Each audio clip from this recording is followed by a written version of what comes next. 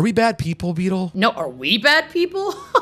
I'm one of the best people I know. Russell Wilson corny. Oh, you're going to love it. The Russell Wilson-Sierra relationship deserves a 30 for 30. Do you want to talk about your boy Wemby in his rookie year, or do you want to keep making fun of the Bulls? He's giving auntie. He's to the point where I'm not even sure that's Scottie Pippen. Because it's true.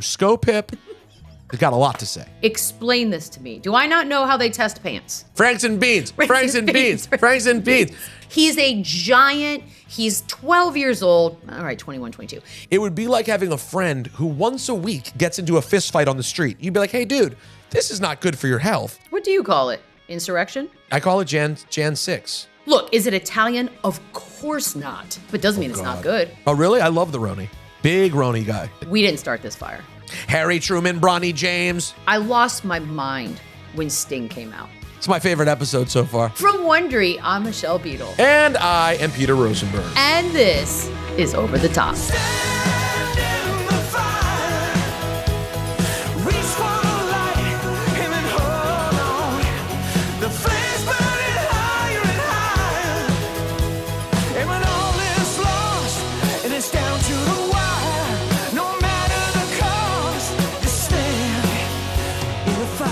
Here is how this show works. Best stories of the week in sports and pop culture. We face them off to crown a champion, and we'll answer a simple question.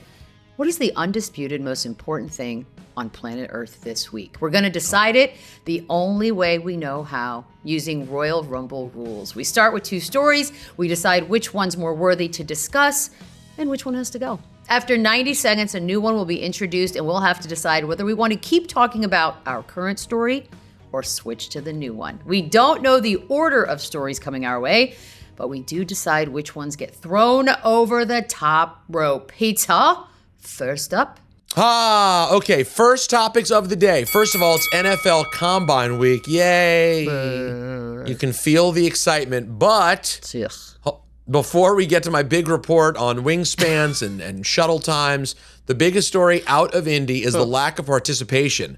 Not just by the top prospects like Caleb Williams, Drake May, Jaden Daniels, etc., who won't throw, but 6 head coaches have chosen not to attend, including the Jets' Robert Saleh. Yeah, he doesn't need to attend. They've got it all figured out. All good. That will be up against, here come the Golden State Warriors. Since the controversial benching of Klay Thompson, they're now one of the hotter teams in all of the NBA. Do you want to talk about the repugnant NFL Combine, which I think should be banned, or the surging Warriors? Oh, you don't like the optics of young men in underwear running while old men hold clipboards and judge them? Weird, Peter. Weird.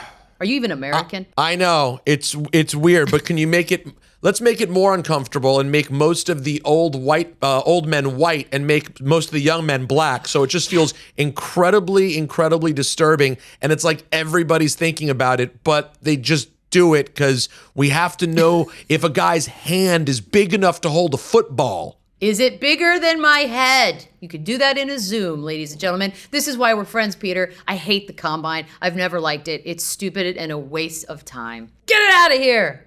Over the top you go. I will say one thing, though. If you are forced to be in Indy because you're like an agent or a broadcaster, go have a delightful steak and shrimp cocktail at St. Elmo's Steakhouse. You'll thank me later. The cocktail sauce. It's all about the cocktail sauce. Oh, I ordered some on Amazon. I have a bottle in the fridge right now. I just got distracted by that. I'm like, and I'm on the internet. Okay. No, you need to do that. But let's talk Warriors for a second. Yes, please. Clay seems to have embraced the new role. I know that it had been a little bit weird for him. He was not thrilled about becoming the old guy, especially when Steph's still playing like the young guy. Fair. But then in his first game off the bench, he scores like 35 points, and this team's starting to gel. They'll come here and get a win over the beat-up Knicks this week. So are you feeling good at all about the Warriors? First of all, it's not just guarantee that they're going to beat up the Knicks, but they are getting Chris Paul back, which is a big deal, especially if this Klay Thompson off the bench thing is going to stick. I think that definitely makes that second unit better. Look, Steph told us himself, he considers himself still very much in his prime. He is fatigued, his coach's words, not mine. And so I'll be curious to see. Would I want to face him in the first round? Abso-freaking-lutely not. And especially if I'm one of these young guns, these Minnesota Timberwolves or these Oklahoma City Thunder, I don't want to see the Golden State Warriors getting off a bus in my arena. I just think that that's a dream killer waiting to happen. I'm not putting all my money on them, but I'm not betting against them either. You know what? Beautifully said. Trust me, I watched them beat my Celtics in the finals a couple years ago. I didn't think that was going to happen. It was not fun. No, they are irritatingly always around, is how I like to put it. All right. Up next, Major League Baseball games officially happening again, but you know this. The only thing any of us are talking about right now are the poorly redesigned uniforms featuring tiny letters and see-through pants, just like my grandpa used to watch. Do we want to continue talking about the Warriors are back, baby, or switch to Frankenbeans? Rosenberg, what do you want? Franks and beans. Now, I have to watch out here because I've been getting a lot of criticism for how often I've been bringing up the Drake Schlong tape of a couple of weeks ago. And yet here I am. Here we are. I'm going to go with the Franks and beans. Yes. Can't get enough. We got to talk about these units. I mean, unis. So the Warriors, over the top you go. Now, wow. I want to show love to Michael Rubin and Fanatics. We love Michael Rubin. We love what he's doing at Fanatics. But there's something going on here with these jerseys. I honestly don't know what the bigger concern is. Is the bigger concern that you can legitimately see the outline of someone's crank in these pants? Yep. Or is it the fact that you might drop like $300 on a, quote, authentic jersey and the letters look like it's like your brother's little jersey that you bought at Marshall's? I don't even know which is a bigger concern because as a jersey nerd, that bothers me. You know how I feel about Marshall and or TJ Maxx slander. So careful because I bought some treasures at both of those stores. Sorry. Secondly, for a man, correct me if I'm wrong, who's become synonymous with throwing a white party every single year. How are you so bad at distributing white pants? Explain this to me. Do I not know how they test pants? Well, here's something that I'm going to offer. I'm not an expert. I don't know exactly what the manufacturing process is at Fanatics. I am suggesting to you, Beadle, that Michael Rubin himself did not inspect the white pants before they were shipped. Maybe he should. Because here's what I'm thinking. You put on a pair of white pants, you go out into the sunlight, you look at said white pants. Then you come inside under fluorescent lighting, you look at the white pants. You shine a flashlight on the pants. And then you look and see what you can and cannot see. If you're good, they can hit the stores. If you're not, back to the drawing board. And Beadle, these bad boys suck. Would you like to volunteer to be the person who goes through with the phone and looks at everyone's crotch to see what's... It is so off. By the way, if this was happening to women in sports, we wouldn't even be laughing. It would just be this like crazy story about this is absolutely inappropriate and wrong. But the fact that I've seen the outline of everybody's bits and we're all laughing about it, amazing. It's rich. It is rich. Talk about hitting dingers. Hey-o! I mean, ding dong, more like it. Okay, let's two balls. Let's go to Russell Wilson. Oh real God, quick. this is okay. Yeah. Who, by the way, when he heard about this, he was like, blindfold, not looking at this. The Lord does not want me to see these dudes' crumbs. Russell Wilson has said that he wants to win 2 Super Bowls in the next 5 years. Who doesn't? Yeah, I would like to too, Russ. Patrick Mahomes and the Chiefs might have something to say about this. Do we want to talk about the visible crumb or do we want to talk about the delusional Russ? Dude, this is an actual tough topic because one is hilarious and the other is see-through pants. All right, here's what we're going to do. We're going to say goodbye to the see-through pants. We're going to hope... No, we've done enough. Yeah, we've done enough. And we hope that it gets fixed before, actual opening day. Over the top you go, pantalones. But, wow, the delusion... Peter, I don't know if you know my feelings on one Russell Wilson. I'm sure he's a lovely gentleman. Can I just guess real quick? Yeah, go ahead. Because we've never talked about him, no. But I'm going to base this on everything else we've ever discussed. And actually, we may have discussed him, but I don't remember it at this point. Yeah. I think that you think he's a tool. Huge tool. Hugely uncomfortable in his own skin. Adapts his chameleon-like personality to the room that he finds himself in any given moment. Has said and done some of the cringiest, corniest crap I've ever seen in my entire life. Ayo, Seattle. And he may not even have a job, bro. Like, at least not in Denver. So we don't know what team he's going to be with and where these 2 Super Bowls are happening. But I'm so, stop. Just stop doing all these interviews. They're uncomfortable to me. Remember when he was like, I knew I had to keep Sierra pure? Ugh. Just Google Russell Wilson corny, and the internet will reward you. You know what? I know the answer, but just because you said it, Russell Wilson corny. Oh, you're going to love it. You're going to love it. Wow, Russell Wilson being corny for 3 minutes. Most cringe Russell Wilson moments of 2022 so far. Wow. How Russell Wilson became one of the corniest athletes. 6 stories that explain Denver Broncos quarterback Russell Wilson. True that. No, it's tough. Yeah. But I wouldn't normally find myself in the position of doing this. Oh, God. I am going to defend What? Russell Wilson. How? He was actually pretty good last year. Yeah. And I was ready. Let me be clear. Russ is legit just the biggest cornball. And for whatever reason, like, sometimes I don't know if we should feel kind of bad for him. Nope. Or if his cornballness actually leads to him like being kind of a jerk also. Like, I don't know the answer to that. But I will say that, like, I was completely ready to write off the Broncos team. And I was cracking up because I thought Sean Payton's contract was ridiculous. I was like, this dude has 1 ring. Like, he's not Bill Walsh. What are you doing? So when they started out 0-4, whatever it was bad. I really was laughing. Yeah. And then by the end of the year, I was like, I wouldn't really want to play the Denver Broncos right now. Like, this is actually a pretty good team. And if you look at Russell Wilson's stats last year, he ended up pulling together a pretty good season. So I do find it odd that they're considering going a different direction because I don't know where they would go to definitively be better. But at the same time, Russ, you hope to get 2 more Super Bowls, bro? Stop talking. Just shh. But I will say, corny as he is, in his moment, man, that dude was a nightmare to play against. That's what I'm saying. Like, just play football and be great at football. It's the interviews.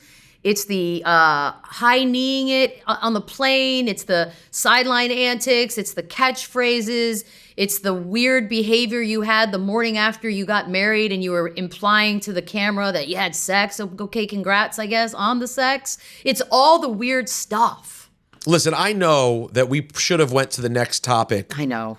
5 minutes ago. We should have. But just so you know, there have been times in the Royal Rumble when I've been like, wait a second, it's only been 40 seconds. Why is there another wrestler in? Or I've been like, it feels like it's been 4 minutes. So we have some liberties, okay? And I would just like to say, the Russell Wilson-Sierra relationship deserves a 30 for 30.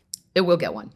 It will get one. Because Future... Like, I know women in my life who have dated different types, and I'm like, wow, Absolutely. You guys just baffle me. But Future to Russell Wilson is the single most stark contrast I think I've ever seen. It's iconic. It is one of the things that came out of this last interview was he knew he was going to be destined to take care of Sierra's kid with Future, you know, like Joseph did to Jesus. Wait, that's a direct quote? That's from the same interview in which we got this last set of words. Up next, the NFL, once again, looking to change kickoffs, this time by adopting, you know, obviously the XFL's rules.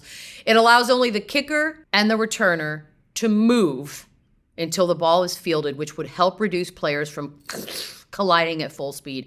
Do we continue talking about Russell Wilson and the gifts that keep on giving, or switch to kickoff rule changes? I do care about rule changes, and it's funny, the XFL, even in the original iteration of the XFL, they always did sort of wacky things with kickoffs and things of that nature. I do care, but I think there's more meat on the Russell Wilson bone. He doesn't think that, but yes. All right, sorry, XFL rules. Over the top you go. It's crazy because like a guy like Devin Hester, who didn't he just make the Hall of Fame? He wouldn't even Wait, he didn't get in? Did he get in, or he's on the list? Oh, he's on the list. That guy's entire career was returns, right? You know what drives me the most crazy? And our crack producer, Andrew Goldstein, will appreciate this because I'm sure he enjoyed his work in Philadelphia. My friend and a man who I love and admire, the great Brian Mitchell of the Redskin Commanders, never been up for the Hall of Fame, most return yards in history. Damn.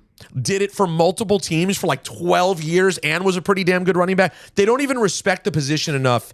It's ridiculous. The whole treatment of the position is absurd. But at this point, it's like a lost part of the game. They do have to do something. Either get rid of it altogether or come up with new rules. But Russell Wilson is just fascinating. Russell Wilson, who are you? Who are you, man? And are you a bad guy? Because, like, he doesn't get along. Marshawn Lynch doesn't seem to like him very much. And Marshawn seems like a great guy. Dude, you had your own office that was immediately taken away from you when Peyton got there. But you had your own office and sort of did your own thing. I just think there's a lesson to be learned here, right? For kids. To find a way to love yourself for all of your flaws and imperfections. Do not worry about your image and do not try to please everybody because that's what happens when you do those things. You get a Russell freaking Wilson. Come on. We have so many audio clips on the K show that we play of Russell Wilson being every different version of Russell Wilson. It's unbearable. Are we bad people, Beadle? Are they going to last forever, Sierra? No, are we bad people? Oh, I'm one of the best people I know. But Sierra... That's going to make the supercut. I know it. I know that's going to make the supercut. But then you have Sierra and Russell Wilson. Are they going to last forever, do you think? Like, are they going to be like 75 and still together? I do not. But honestly, while I've met Sierra a few times and like talked to her, I don't know what she's honestly. She seems lovely. Beautiful. I don't know what she's like. Yeah. She's gorgeous. Yeah, I only know her as beautiful. Yeah, she's lovely. Yeah. All right, up next, Scottie Pippen, Luke Longley, bad start. And Horace Grant, who I affectionately refer to as Hogra, will go on tour together to share their side of The Last Dance. I think we know we've exhausted Russ and Sierra, right? Yeah, he'll give us more at some point. We'll be back to him at some day. Sure. So long, Russell. Over the top you go. Let's talk about this. Would you? Oh no! That photo. Can if you you guys are listening, this image, please? Okay. Yes, I will. Okay. Luke Longley looks like if the main kid from Stranger Things grew up and got huge and awkward and has a graying beard. Yeah. And really loves Jurassic Park. Like I can tell he's a fan of that movie franchise. Horace Grant looks like he lost 4 inches and gained 40 pounds. Yeah, he doesn't even look like it. All right. And Scottie Pippen just looks like someone's auntie. He does look like an auntie. He's giving auntie. He's to the point where I'm not even sure that's Scottie Pippen. But I will say this. Okay. I think if like I was just chilling on a Friday night and someone was like, yo, I got tickets to see Luke Longley, Horace Grant, a.k.a. Hogra, and Scottie Pippen, a.k.a. Scopip, all talk about the Bulls team. Yeah. Like, do you want to grab a drink and go I think I'd say yes. I'm down. So I did research on this, Peter, because it's they did 3 big stops in Australia, Luke Longley's home country. And I looked up ticket prices. They were like $60 American, decent seat. And not mad. The way the format was described was, I think it was sort of them telling stories, and then there would be a bit of Q&A, which I would imagine is where the gems happen, right? Because that's so many Qs, so many As. And I don't understand. We get Scottie Pippen's angle, right? We're very aware of Scottie's spirit and vibes where this story is concerned. But what are Hogra and Lulo going to talk about? Are we doing that too? I don't know if we're doing that. Yeah, no, because it's true. Scopip has got a lot to say. But can I tell you one thing? I've interviewed Hogra. Okay. He's got a lot to say. Damn. Hogra, let me tell you one thing.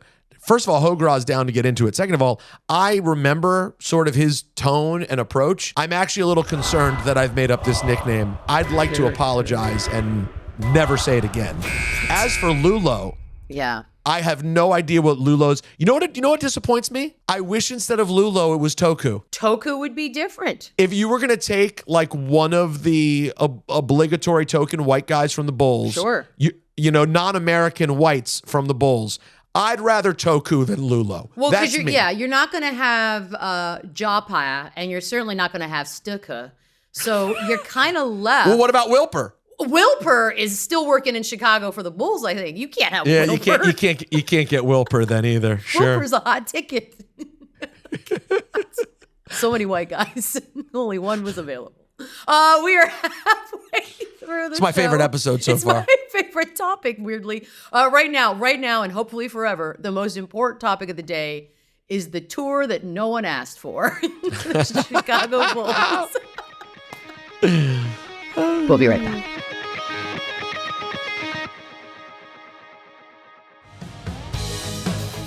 Welcome back to Over the Top. Peter, our next challenger, please. All right. Tough challenge potentially coming up here for the former Chicago Bulls on tour. Big Wemby watch. Okay, maybe not that hard. We're 50-plus games into the big guy's career, and he is shattering expectations, including logging his first 5x5. What the hell's a 5x5 game? It is at least 5 in the category. So points, rebounds, blocks, steals. What am I missing? I don't know. I've never heard of that, though. Anyways, he leads the league in total blocks, and he became the first player to record 75 threes, 150 assists, and 150 blocks in a single season in just 48 games. Again, these are stats I've never heard of, but they are impressive nonetheless. They are. Do you want to talk about your boy Wemby in his rookie year, or do you want to keep making fun of the Bulls? I kind of want to keep making fun of the Bulls only because he's going to get Rookie of the Year. Finally, I'm noticing people are seeing the error of their ways and assuming it was Chet Holmgren. Welcome to the side that was always right. Secondly, congrats on being the first and probably ever only Spur assists. It's the other one's assists. To sign a deal with Louis freaking Vuitton. Wait. By the way, so that picture on our YouTube version, he's wearing a Louis Vuitton varsity jacket, and I was just like, "Ooh, Wemby, fashionable." But he got an LV deal. He is an ambassador to the Pharrell Williams Louis Vuitton empire. Oh, the Pharrell. Yes. One. Well, which is it is LV. No, right it's now. this. It is LV. I mean, listen, I don't know whether it's a good idea to put your clothes on a man that tall from a fashion standpoint. All custom. But still, you know what? I'm into the kid. I'm excited to see him. That being said, of course you're going to win Rookie of the Year. The team stinks. Yes. And we'll see you next year. Yeah. Over the top you go. Be careful. Let's have you finish out the year nice and healthy. Thank you. And let's go back to Lulo, Skopip, and Hogra and think about who else they could have added to this tour. Would he have made a surprise appearance? But how about this one? And this one, I think, could fit if you could lock him down. Uh-oh. How about D-Rod? Oh my God. How did we forget Darrow? Why not? I feel like he doesn't have any, does he have an allegiance to anyone? I don't, you know what? I'm not even sure he's on a side, to be quite neither. honest. I don't think he's on a side either. So he could just sort of show up and be a wild card, and you could ask questions as an audience member, and God only knows what you're going to get. Darrow. I like that one. That would be fun if Rodman just shows up. I'd pop. Yeah, that's kind of a big one. Yeah, Rodzilla just walks in. You kidding me? That would be Mage. Tells us old WCW stories. Who else could we be forgetting that would make sense to be a part of this? BJ Armstrong? No, he's too nice for this group. Bija. Yeah, Bija. And he doesn't have a good nickname. That's tough too. Wait, we're forgetting a really good one. Who are we forgetting? Bill Wen? Bilwa is... Bill just ending in was. Bilwa would be something. Craig. Hodges, Craig Hodges. Creho. What about Bicart? Oh, Bicart. No, he's too distinguished. He doesn't want any part of this. By the way, you know what? He is distinguished. Good point. Really is. And by the way, as we keep talking, I'm like, God, is everyone still alive? I just want to double check that, fact check it, research. I think everyone we said was alive. I think so.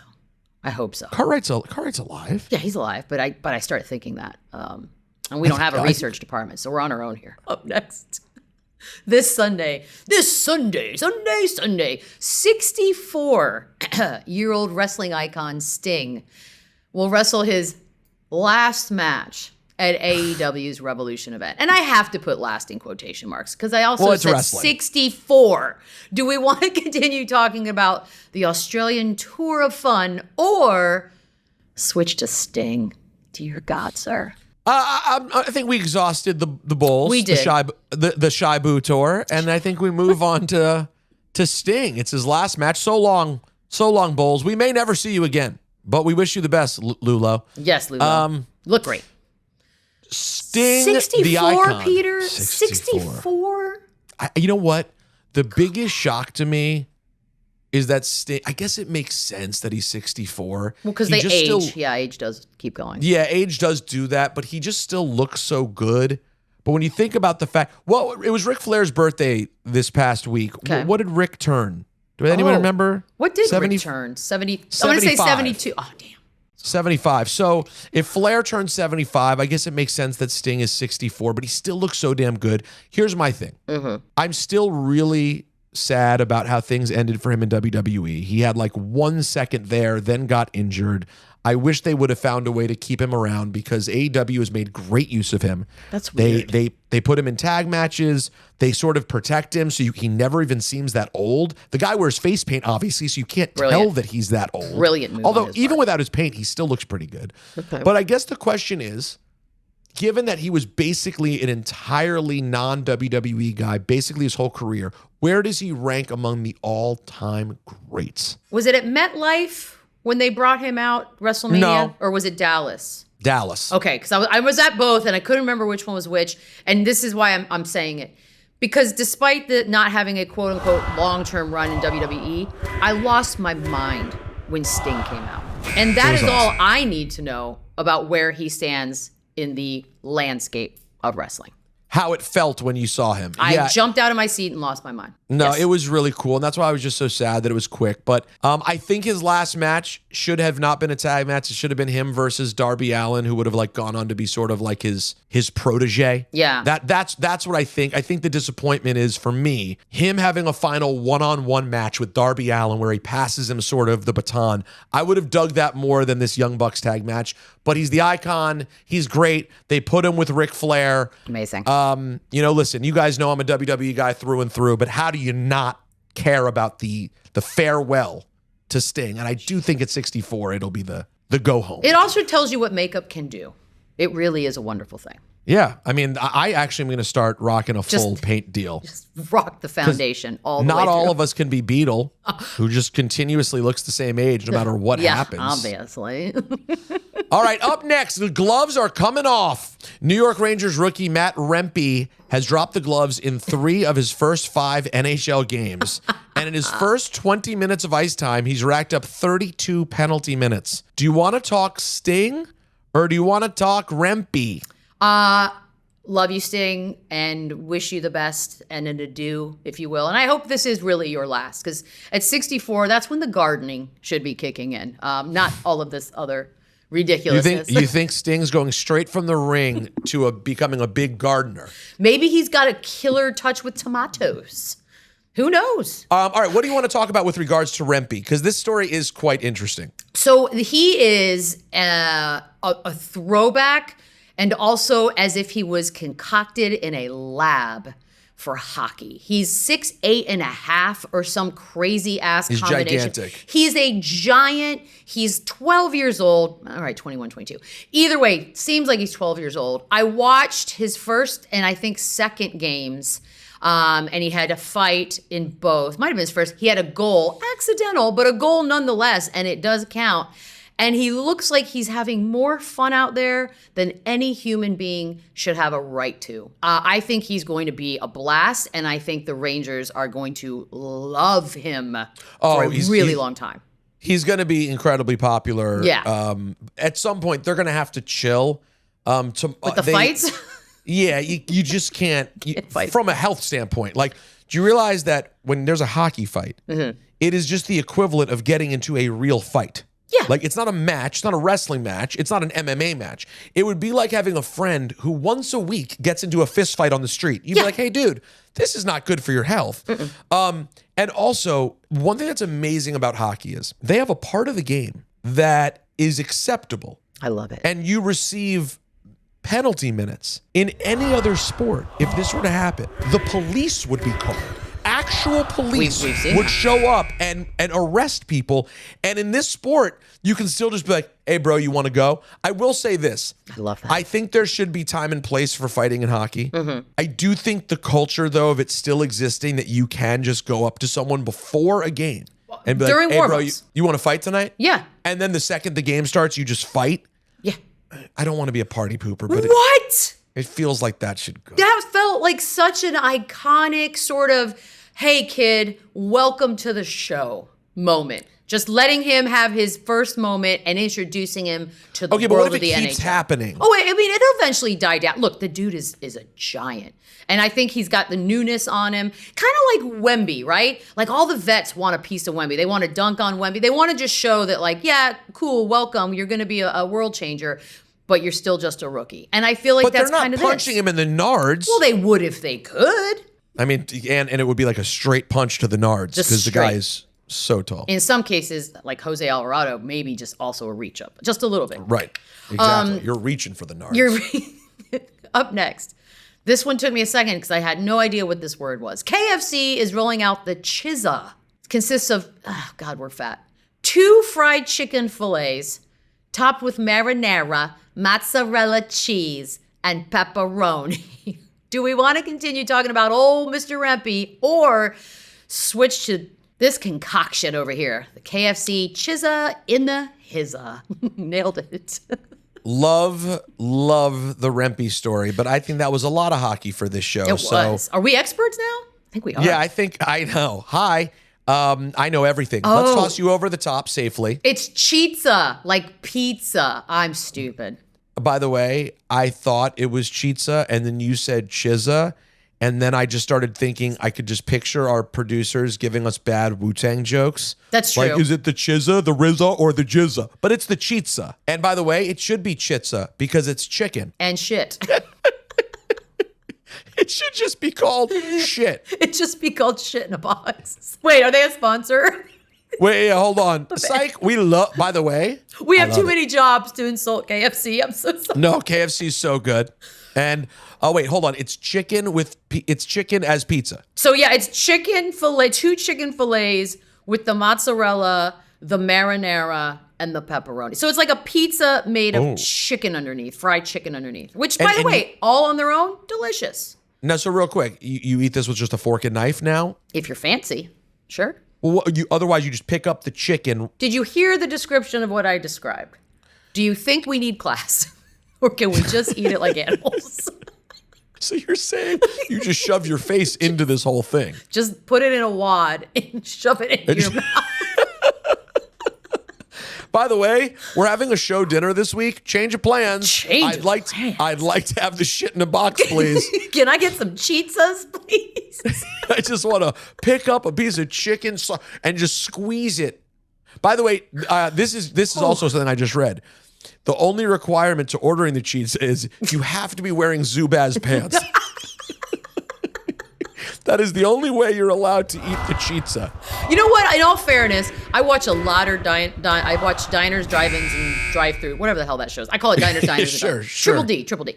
And they do sometimes go to places where their claim to fame is just this crazy mix of ingredients that you don't think about. This might be delicious, Peter.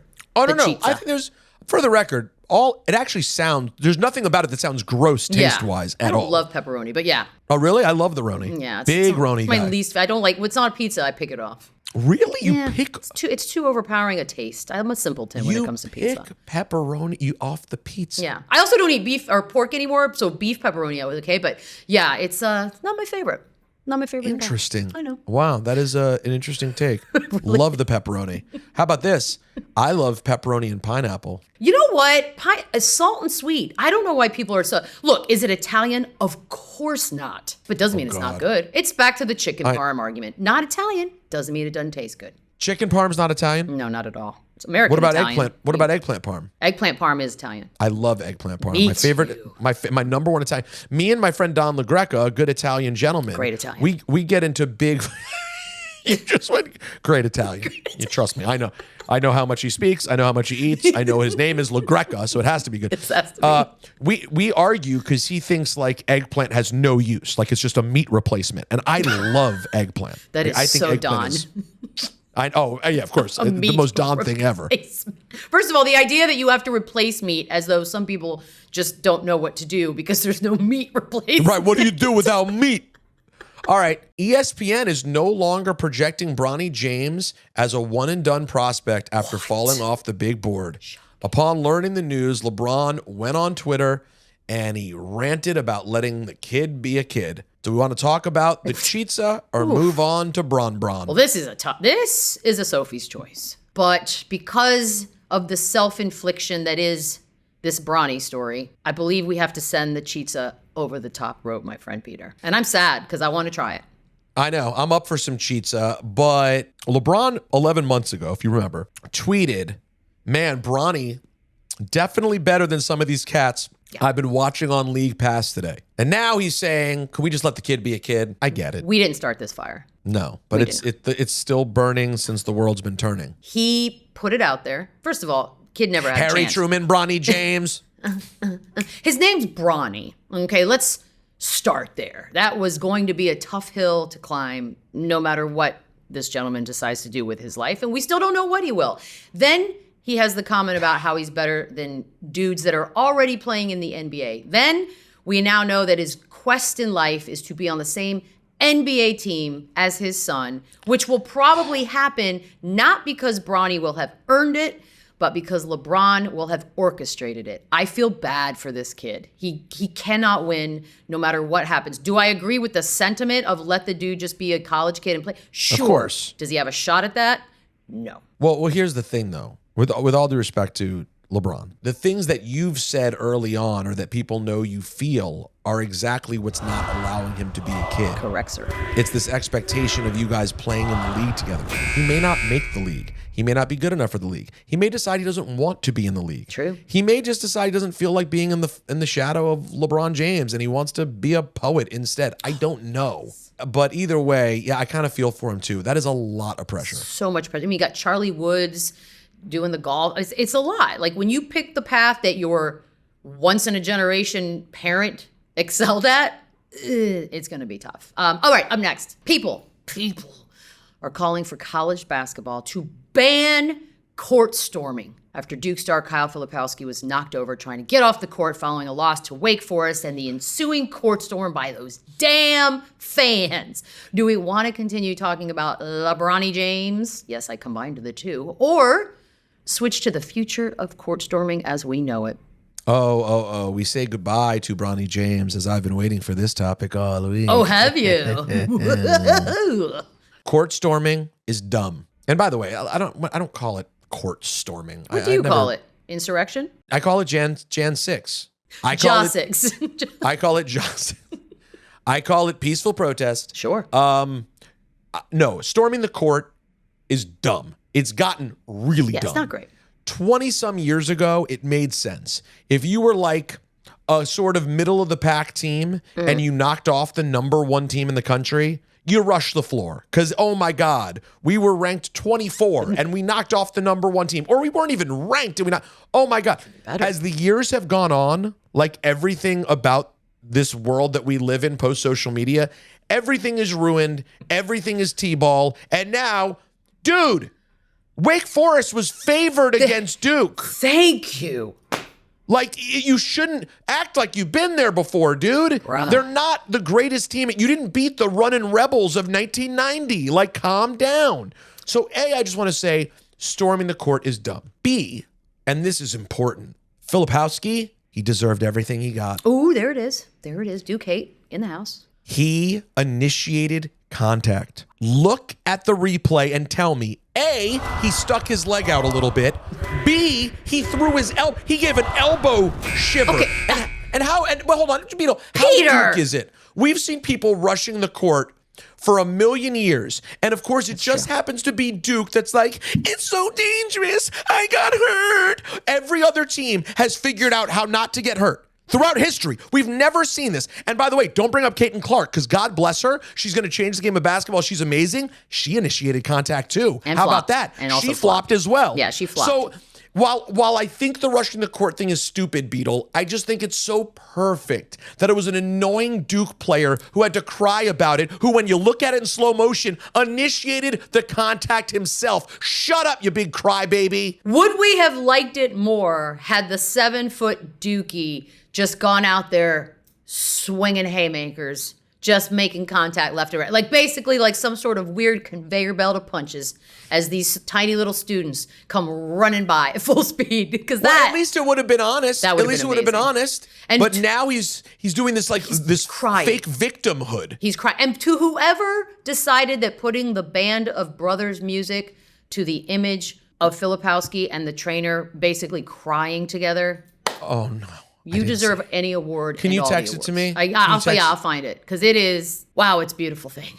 Here's the thing about you. First of all, you're not going to be able to regulate court storming unless you zap them all. Do you want to put an electric fence down? I'll vote yes. But until then, good luck. Well, I think you could say that, like, if it happens, we're going to investigate it with videotape, and if you're caught, you'll be expelled from school. Expelled from school? But you're not going to do that because these people pay to be there, and they pay a lot of money to be there. Expelled from school. For just being a sports fan. Are you insane, sir? Well, I'm just trying to, if you wanted to legislate it out, right? You got to come up with something if that's in fact what you want to do. Well, let's just send them to death. Why don't we just do that? Because you know what? That's as ridiculous as this is. They just stormed the court, Peter. But hold on. Like I said, I think it's stupid. Sure. I don't think it's the end of the world. I don't either. And no one else has seemed to get hurt ever in history. No one gets hurt except old little Kai Flip. He can't handle it. It's too much for Kai Flip. He was scared. It hurt. He was scared for his life, Peter. Why is it always Duke? You know what I hate? I hate how people, when I meet people who don't get Duke hate, it really bothers me. They just don't know. Not everyone gets to know everything like we do, Peter. We are a special breed. But it goes back to Leitner. It's always something. It's always crying. And it's this weird mix. Here, hold on. It's coming to me. Here's what it is with Duke. Yeah, no. It's the mix of like being it's exactly what happened with Filipowski. Here it is.